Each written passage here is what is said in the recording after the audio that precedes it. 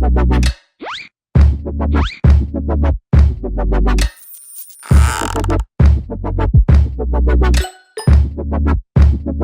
everyone, Board Game Brody here with our channel, Let's Table It, where we get games to the table like Four Gardens here by Arcane Wonders. This is a hand management game, but not just with cards, but rather more on holding on to resources and deciding which ones to use and how to hold on to them. You'll be collecting cards as well as using them to manipulate the pagoda or lay down in front of you the cards and place the required resources on them to complete the requirement to make it a landscape card. You are trying to complete sets of landscapes to make panoramas, which will let you move up on the scoreboard on 4 different tracks representing the 4 gods. So each player starts the game with a planning tile, which can hold up to 4 resources only, and then 5 cards. You'll be using cards and then drawing more cards from the market to help fulfill your plans. Players take turns in a clockwise order, and you will take 3 actions on your turn, each requiring you to discard one of your cards from your hand. There are 4 different actions that you can choose from, and you can choose the same action multiple times if you would like. So you can lay groundwork by playing out one of your cards in front of you. You will need to add resources on that card, shown on the card, to be able to complete it, to flip it over, and finish its set by completing all the other cards in that panorama. You can do this in any order, and you have a limit of 3 active groundwork cards at a time.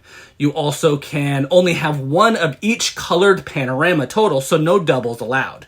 Each card will have a color and the dots to show where the card should be in its panorama and how many cards are in that panorama in total. Next is rotate and collect. You can do this by using a card with a pagoda symbol that is on it, and you will discard that card and rotate the pagoda and collect the resources. You will rotate the pagoda first with the section shown, including all the floors above it as well. And then you will receive the resources according to the side of the tower that is facing you. Resources are collected starting either from the top floor down or the bottom floor up. You will do the direction which is shown on the card that you're using to take that action with, but you will only be collecting the number of resources in that direction to fill up your planning tile, which is 4 at the max at the beginning of the game, as there are ways to also gain an extra spot. And after rotating, you cannot choose which resources to collect and which ones not to collect, but you instead collect the resources in order until your planning tile is completely full. The third action that you can take is taking a wild, and you have to play a card with the wild symbol on it to do this. So you discard it, collect a wild resource, and this resource can be placed directly onto a card or on an empty space on your planning tile. Most likely on a card, though. The fourth action you can take is to reallocate your resources. This is shown on the card as a handcart symbol, and you will discard that card, and you can then freely move your resources around as much as you would like in any combination of moving them from your planning tile to a card, which is a good way to complete those cards, from your card to another card, which is also fair, or from your planning tile back into the supply, which might needs to happen. This is the only way to discard any unwanted resources, as sometimes space is very valuable. Now, anytime after taking a wild or reallocating your resources or earning a Take Wilds bonus tile, if this causes the card's requirements to become satisfied, the resources are then discarded back into the supply and that card is flipped over.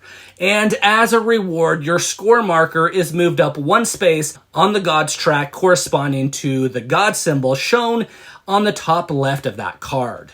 And then if you have any completed landscape cards previously completed in the same set, you will also gain the rewards again for those because it's in the same set as your newly placed out card.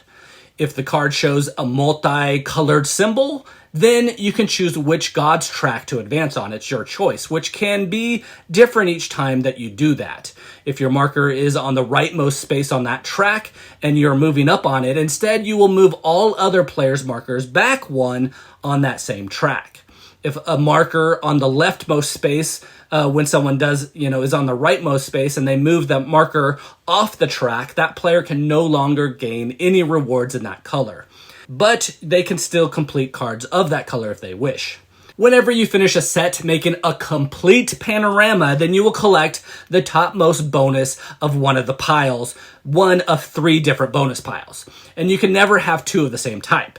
You can get an extension to your planning tile, adding 1 more spot to have a resource to hold. You can take the wild tile, where you will take resources shown on that tile. It'll tell you how many. To your cards, you take that many and put them on your cards or your planning board. Or you can take the tile with extra points that are shown on with a number for in-game scoring. Once you have taken 3 actions on your turn, you will then replenish your hand to 5 cards, drawing 1 at a time from either the laid out cards or from the draw pile. The final round is triggered once any player completes a fixed number of cards in their garden, depending on the number of players playing in the game. But that will be 8, 9, or 10.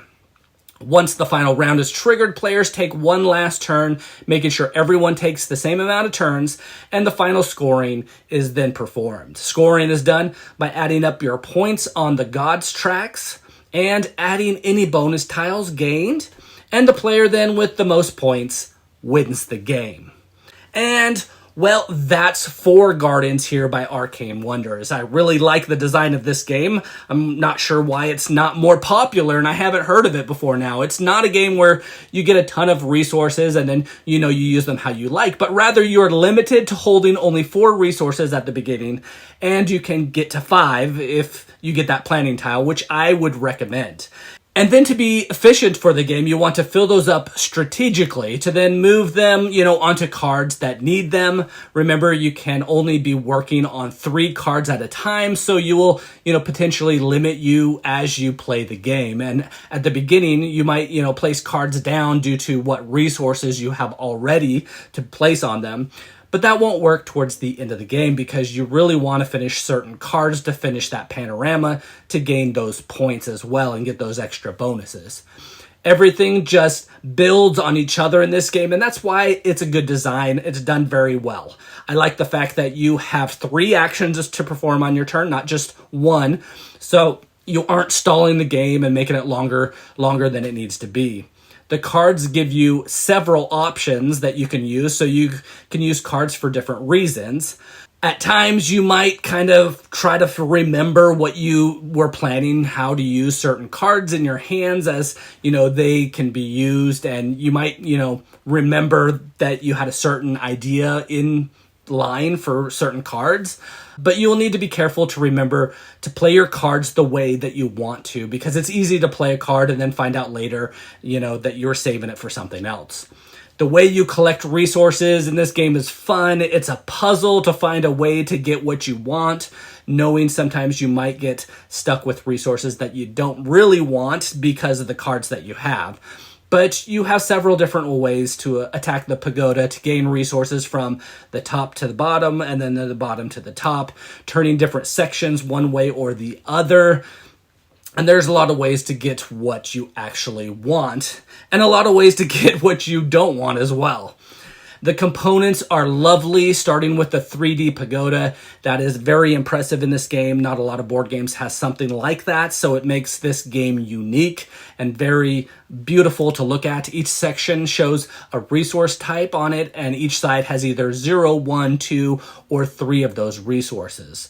The resource tokens themselves are made very well. They're wooden resources, typical cards as well. Nothing to complain about there. The icons in the game are clear, and they help you understand where cards should be in the panorama. That's easy to understand, and what actions you can take with them as well. There's no confusion with that. The game feels like a nice and relaxing family game, but in reality, there's a lot of meat and decisions to make in this game, and you feel great with all the control that you have with the decisions, and it ultimately falls on you to do well in this game due to your decisions. Again, this is Brody with Let's Table It, where we get games to the table, like 4 Gardens here. Please like and subscribe to our channel. We are working hard to bring to you videos like this one, so you know if these games here are ones that you want to get to your own table.